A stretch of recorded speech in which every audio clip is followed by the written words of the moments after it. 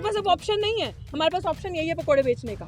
चाय का नाम है बेरोजगारी चाय, बेरोजगारी चाय, बहुत सारे मेन्यू में बहुत सारे लगा है। पढ़ी लिखी होनहार सबसे अच्छी प्रोफेसर को आज पकोड़े बेचने पे मजबूर कर दिया उन्होंने। मोदी जी यही चाहते थे ना आप।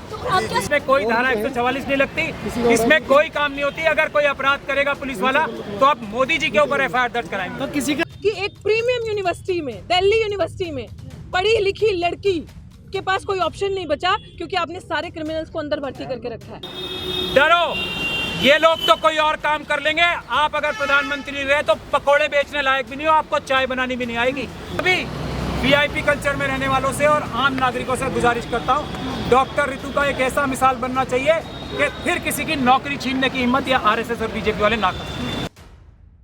जिन्होंने क्रिमिनल को पूरा बचा के अंदर रखा है, आपके सामने ही आप देख लो कि एक क्रिमिनल कुर्सी पे कार्यरत है और हम जैसे युवा सड़क पे हैं और 100% जो डिस्प्लेसमेंट इस विश्वविद्यालय में हुआ है, युवा बेरोजगार हो गया। हम लोगों के पास कुछ बचा नहीं, कोई साधन नहीं बचा। हर तरीके के लांछन लगाना, पढ़े लिखे इस यूनिवर्सिटी से PhD करने के बाद, फर्स्ट डिवीजन में हर अपनी डिग्री लेने के बाद, MA UGC नेट सारी चीज़ें करने के बाद, PhD करने के बाद मेरी ये स्थिति है कि जब पढ़ा रही हूँ मुझे पढ़ाने भी नहीं दिया जा रहा। और इस गेट के बैरिकेड्स ये दिखाते हैं कि इस यूनिवर्सिटी में हम लोग नहीं जा सकते और अब ना यूनिवर्सिटी के अंदर जा सकते, तो कुछ तो करना है। ये इतने कैपेबल नहीं है हम लोगों को नौकरी दे सके क्योंकि इन लोगों ने अपना कैडर भरना है। तो BJP कि ये हमेशा से RSS की स्ट्रैटेजी रही है कि पढ़े लिखे युवाओं को भटकाओ ताकि वो उलझा रहे रोजगार के मसले में, और मोदी जी अच्छे अच्छे आइडिया देते रहे कि पकोड़ा बेचो, पकोड़ा बेचना भी तो रोजगार है। तो मैं चाहूंगी कि इस पे सर जरा थोड़ी सी लाइट रखें कि हमने क्यों किया और क्यों जरूरी था, क्योंकि अदरवाइज अगर हम ये अपने हक की बात नहीं करते, नहीं लड़ते, तो मेरे लिए यहाँ पे सेक्शन 144 इम्प्लीमेंट किया। किसान जब बैठे, मैं उनसे पहले की बैठी हूँ, यहाँ पे 100 धारा 44 लगा दी। इलीगली मेरा प्रोटेस्ट उठाया, पीसफुल तरीके से मुझे प्रोटेस्ट भी करने नहीं दिया जा रहा। तो मेरे पास ऑप्शन क्या बचता है? यही ऑप्शन है ना मेरे पास, कुछ तो करेंगे, भीख नहीं मांगेंगे किसी से। PhD पकोड़े वाली स्टॉल लगाया है, क्या मोदी जी भी कहते हैं अगर रोजगार नहीं है तो आप पकोड़े तलिए, तो क्या मोदी जी की बात आपने इम्प्लीमेंट की है यहाँ पर? मोदी, अब इसको इम्प्लीमेंट कह लो या इस चीज का जवाब देना कह लो कि एक प्रीमियम यूनिवर्सिटी में, दिल्ली यूनिवर्सिटी में पढ़ी लिखी लड़की के पास कोई ऑप्शन नहीं बचा क्योंकि आपने सारे क्रिमिनल्स को अंदर भर्ती करके रखा है। इसीलिए हमारे पास अब ऑप्शन नहीं है, हमारे पास ऑप्शन यही है पकोड़े बेचने का। चाय का नाम है बेरोजगारी चाय, बेरोजगारी चाय, बहुत सारे मेन्यू में बहुत सारे लगा है। DRC स्पेशल चाय, बेरोजगारी चाय, और बाकी मेन्यू में एक संदेश देना चाह रही है OBC और हम दिखा रहे हैं। मैं इस बारे में बताना चाहता हूँ। पहले तो मैं डॉक्टर ऋतु का धन्यवाद करना चाहता हूँ। कॉम्प्रोमाइज नहीं किया। और हाँ, मोदी जी को मैं मुबारकबाद भी देना चाहता हूँ कि उनकी यही इच्छा है ना, सारी यूनिवर्सिटीज में खास तौर पे जो महिलाएं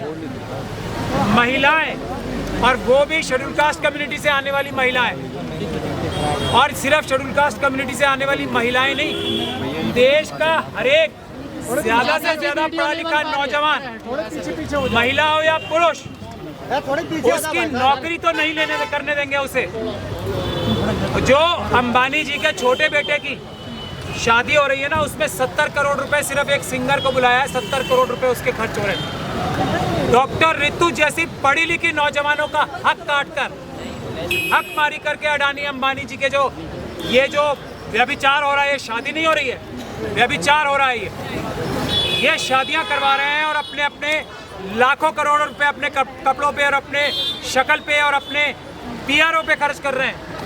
पब्लिक रिलेशन ऑफिस जो उनका ऑफिस है वो लाखों करोड़ रुपए खर्च कर रहा है। वो यही चाहते थे ना। आज खुश तो बहुत होंगे वो, आज मोदी जी, भागवत जी, अमित शाह जी खुश तो बहुत होंगे वो आज कि उनकी मन मांगी मुराद पूरी हो गई। आज के डॉक्टर ऋतु जैसी पढ़ी लिखी होनहार सबसे अच्छी प्रोफेसर को आज पकोड़े बेचने पे मजबूर कर दिया उन्होंने। मोदी जी यही चाहते थे ना आप, यही चाहते हो ना आप, सारी यूनिवर्सिटीज बंद करा के यूनिवर्सिटीज में इतनी महंगी पढ़ाई कर दो। आपने कितने बैरियर्स लगाए हैं ताकि लोग पढ़ ना सके, पकोड़े बेचें। आप पकोड़े ही बिकवाना चाहते हो ना, आप वापस सड़क पे बिठाना चाहते हो ना, 5 किलो अनाज का मोहताज बनाना चाहते हो ना सबको। ये डॉक्टर ऋतु आपकी मोहताज नहीं बनेगी, ये भीख नहीं मांगेगी, ना सरकारी भीख मांगने को तैयार है, ना किसी और तरीके से। इसकी तनख्वाह बंद कर ली, इसको अपना आवाज उठाना भी बंद करा दिया ना धारा 144 लगा के, कि तुम आवाज भी ना उठाओ। तुम्हारे सब रास्ते नौकरी प्राप्त करने के लिए मैंने बंद कर दिए। पीसफुल प्रोटेस्ट भी नहीं करने दूंगा, अरेस्ट नहीं करने दूंगा, तुम्हारी चार्जशीट फाइल नहीं होने दूंगा ठीक से मैं। ये मोदी जी और अमित शाह जी करा रहे ना, कर लिया ना। क्या डॉक्टर इतू डरी? क्या आज देश का नौजवान डरेगा? नहीं डरेगा। और ये सब क्यों कर रहे हैं? क्योंकि उन्हें पता है इन नौजवानों की जरूरत नहीं है उन्हें, इन नौजवानों की, इन किसानों की, बेरोजगारों की जरूरत ही नहीं है उन्हें। ईवीएम है ना, क्या ये नौजवान जो आपसे हार नहीं मान रहा ईवीएम से चुनाव होने देगा? इसलिए मोदी जी डरो, डरो। ये लोग तो कोई और काम कर लेंगे। आप अगर प्रधानमंत्री नहीं रहे तो पकोड़े बेचने लायक भी नहीं हो, आपको चाय बनानी भी नहीं आएगी। ये मैं गारंटी के साथ कह रहा हूँ। ना अमित शाह जी को, ना आपको चाय बनानी भी नहीं आएगी और पकोड़े तलने भी नहीं आएंगे। ये लोग तो अपने कर्मवीर हैं, कर लेंगे कुछ ना कुछ। आप क्या कर लोगे? जेल में रहने के अलावा वहाँ फ्री में जरूर खाना मिलता है, ये ध्यान रख लेना आप। अब मैं डॉक्टर रितु से कहूँगा वो बताएं कि वो पकोड़े कैसे खिलाएंगे आपको।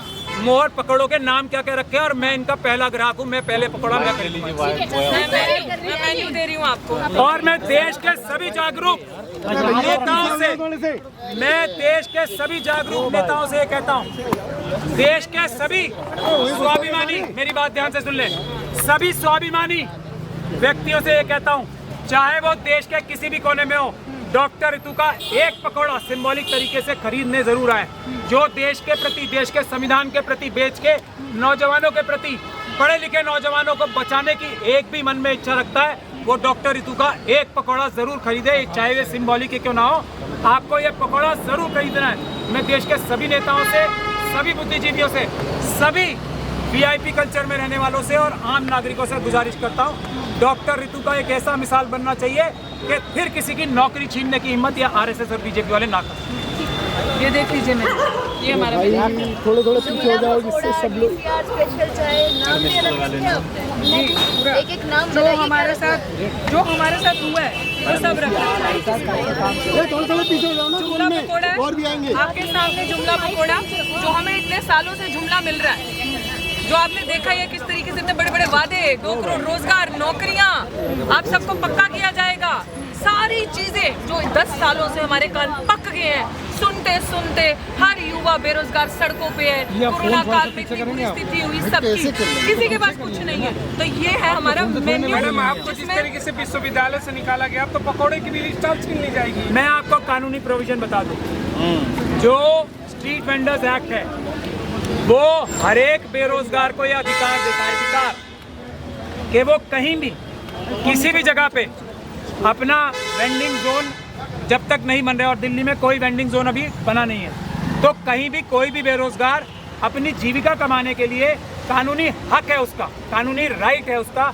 पुलिस और प्रशासन नहीं हटा सकता, इसमें पुलिस का कोई रोल नहीं होता, एमसीडी का रोल होता है, और एमसीडी भी हटा नहीं सकती। एक कानून कहता है इनको पूरा अधिकार है, किसी भी बेरोजगार को अधिकार है वो किसी भी जगह पे जाके पीसफुली अपना काम करे, पकौड़े लगाए या कोई सब्जी बेचे, कुछ भी बेचे, कानूनी अधिकार है। इसमें कोई गैर कानूनी काम नहीं है, इसमें कोई धारा 144 नहीं लगती, इसमें कोई काम नहीं होती। अगर कोई अपराध करेगा पुलिस वाला तो आप मोदी जी के ऊपर एफआईआर दर्ज कराएंगे। तो किसी के दरवाजे पर पकौड़े बेचोगे आप?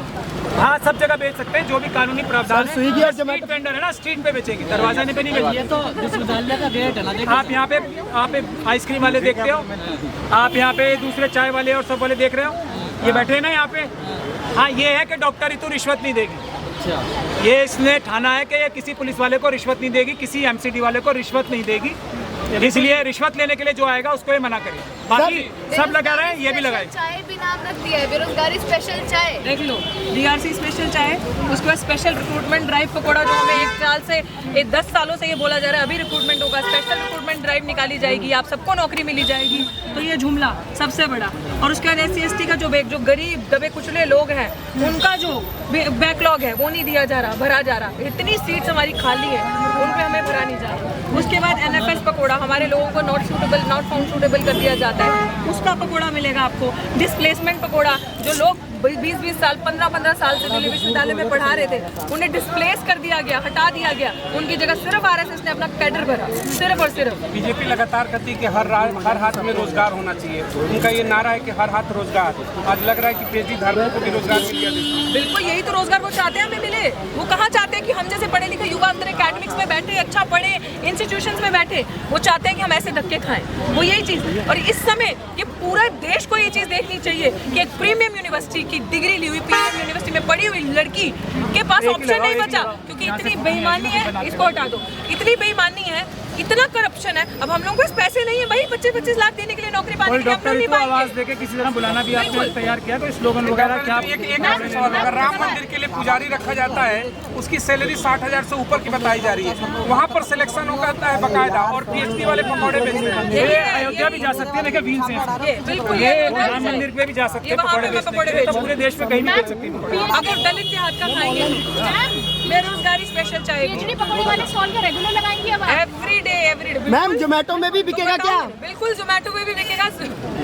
Online delivery? फूड लाइसेंस ले लिया? पकौड़े ले लो, पकौड़े, बेरोजगारी। ये पकौड़ा PM आवाज जाएगा। अरे वो तो सुन लो, आवाज लगा के बुलाएंगे। आप कैसे बेचेंगे, एक्सपीरियंस बताइए। हाँ, कैसे? अभी नहीं है, थोड़ा इसको माफ कर देगा, थोड़ा इसको ठीक से बुलाना नहीं आता है। बेरोजगारी के पकौड़े ले लो, बेरोजगारी की चाय ले लो, आओ जल्दी खाओ। दिल्ली विश्वविद्यालय में, दिल्ली विश्वविद्यालय की प्रोफेसर PhD पकौड़े वाली पकौड़े दे रही है, जल्दी आओ, जल्दी खाओ।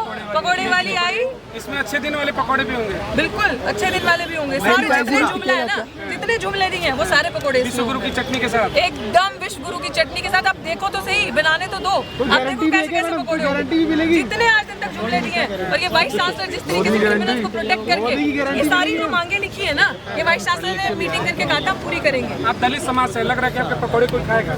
मैं वही चैलेंज है, देखते हैं। वो तो दूध का 6 लाख ग्राहक तो है जी आपके सामने। मैम MSME में लोन लेंगी क्या? और मैं प्रीमियम देके खाऊंगा, ये खाएगा। लेकिन आवाज ये नारे लगाने, आप इसके साथ पार्टनरशिप करोगे?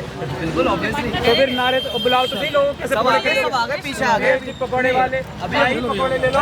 फ्रेंचाइजी चलिए।